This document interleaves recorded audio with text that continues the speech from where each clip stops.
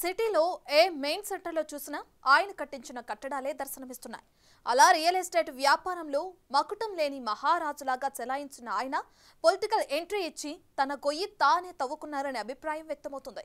రాజకీయాల్లోకి వచ్చిన తర్వాత పేరు ప్రఖ్యాతలు సంపాదించుకోవటం మాటేమో కానీ అనేక అవినీతి ఆరోపణలు, భూ కబ్జాల ఆరోపణలు మాత్రం మూటకట్టుకున్నారు.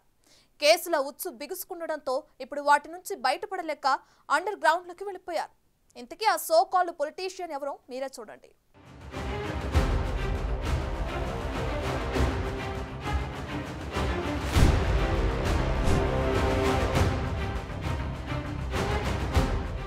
విశాఖ వైసీపీ మాజీ ఎంపీ బడా రియల్టర్ ఎంవీవీ కనబడకుండా పోయారు. ఎక్కడికి వెళ్లారో, ఏమైపోయారో ట్రేస్ చేద్దామన్నా క్లూ కూడా దొరకడం లేదంట. మొన్నటి ఎన్నికల్లో ఎంవీవీ సత్యనారాయణ శాసనసభకు పోటీ చేసి ఓటమి పాలయ్యారు. అంతే, అప్పట్నుంచి సదరు మాజీ ఎంపీ అడ్రస్ గల్లంతైంది. అధికారంలో ఉన్న టైంలోనే అరుదుగా కనిపించిన ఆ రియల్ ఎస్టేట్ టైకూన్ ఇప్పుడు మొత్తానికి అడ్రస్ లేకుండా పోయారు.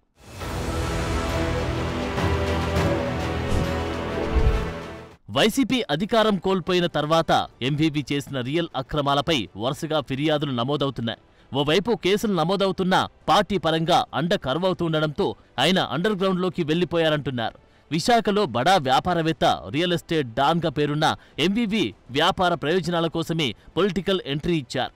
విశాఖలో కొమ్మాది, మధురవాడ, భీమిలి నుండి విశాఖ సిటీ, గాజువాక, దువ్వాడ వరకు 40 కిలోమీటర్ల విస్తీర్ణంలో ఎక్కడ చూసినా ఎంవీవీ పేరుతో భారీ గేటెడ్ కమ్యూనిటీ అపార్ట్మెంట్లు దర్శనమిస్తాయి. వైసీపీ నుంచి 2019లో విశాఖ ఎంపీగా పోటీ చేసిన ఎంవీవీకి లక్ కలిసి వచ్చింది. ఆ ఎన్నికల్లో జనసేన నుంచి ఎంపీ అభ్యర్థిగా పోటీ చేసిన సిబిఐ మాజీ జేడీ లక్ష్మీనారాయణ దాదాపు 2.9 లక్షల ఓట్లు చీల్చుకోవడంతో టీడీపీ అభ్యర్థి భరత్పై 4.4 వేల స్వల్ప ఆధిక్యతతో ఎంవీవీ గెలిచారు. ఇక వైసీపీ అప్పుడు అధికారంలోకి రావడంతో ఆయన విచ్చలవిడిగా రియల్ దందాలు చేశారన్న ఆరోపణలున్నాయి. మళ్లీ వైసీపీ అధికారంలోకి వస్తుందన్న ధీమాతో ఆయన మొన్న ఎన్నికల్లో ఎమ్మెల్యేగా పోటీ చేశారు. మంత్రి పదవి దక్కించుకొని తన వ్యాపార సామ్రాజ్యాన్ని మరింత విస్తరించుకోవచ్చని లెక్కలు వేసుకున్నారు. అయితే సీన్ పూర్తిగా రివర్స్ అయింది.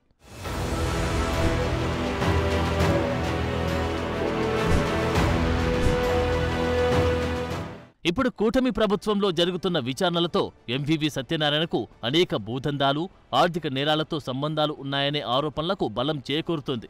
గతంలో జరిగిన ఆయన కుటుంబ సభ్యుల కిడ్నాప్ కేసుపై పునర్విచారణ జరిపే అవకాశాలు కనిపిస్తున్నాయి. అప్పట్లో పోలీసులు పూర్తి వివరాలు బయటపెట్టకుండా డబ్బు కోసమే కిడ్నాప్ జరిగిందంటూ తేల్చేశారు. ఆ ఘటనపై ఎన్నో అనుమానాలు ఉన్నాయని, పునర్విచారణ చెయ్యాలనే డిమాండ్ వచ్చినా పట్టించుకోలేదు. ప్రస్తుత కూటమి ప్రభుత్వం ఆ కేసు మిస్టరీపై దృష్టి సారించినట్లు తెలుస్తోంది. పునర్విచారణకు న్యాయస్థాన అనుమతి కోసం ప్రయత్నిస్తున్నట్లు సమాచారం. ఇటీవల ఓ పోలీసు ఉన్నతాధికారి విశాఖ కేంద్ర కారాగారానికి వెళ్లి కిడ్నాప్ కేసులో ప్రధాన నిందితుడైన రౌడీ షీటర్ హేమంత్తో గంటన్నరకు పైగా మాట్లాడడం చర్చనీయాంశమైంది.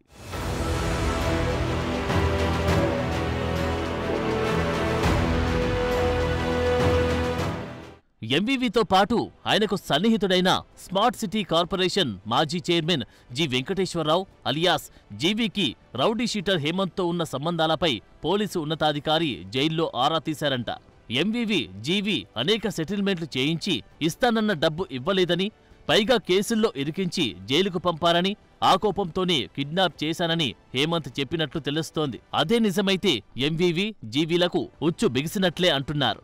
ఇటీవల హేమంత్ కోర్టుకు హాజరైన సమయంలో స్నేహితుల ద్వారా ఓ లేఖను బయటకు పంపాడు. అందులో తనకు అందిన బహుమతుల గురించి వివరిస్తూ కొన్ని పంచాయతీలకు సంబంధించి విశాఖ చుట్టుప్రక్కల 12 చోట్ల విలువైన స్థలాలు, 5 విల్లాలు, ఖరీదైన మరో 5 కార్లు బహుమానంగా ఇచ్చారని పేర్కొన్నాడు. ఒక రౌడీ షీటర్కు ఇన్ని ఆస్తులు ఎలా వచ్చాయో విచారిస్తే అసలు విషయాలు బయటపడతాయనేది ఆ లేఖ సారాంశం. ఎంవీవీ బంధువైన బెంగుళూరుకు చెందిన సత్యనారాయణ అనే వ్యక్తి హేమంత్కు ఆ గిఫ్ట్లు ఇచ్చారంట. దాంతో ఆ తతంగంపై సమగ్ర విచారణ జరపాలంటూ పలువురు డిమాండ్ చేస్తున్నారు.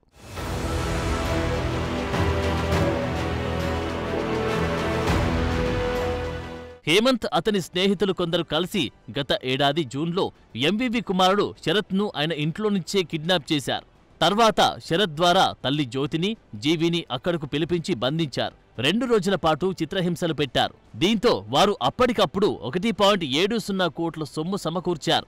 మొత్తంగా నాటి కిడ్నాప్ కేసును పునర్విచారిస్తే జరిగిన అక్రమ లావాదేవీలు, సెటిల్మెంట్ల వివరాలన్నీ బయటకు వస్తాయన్న డిమాండ్లు వినిపిస్తున్నాయి.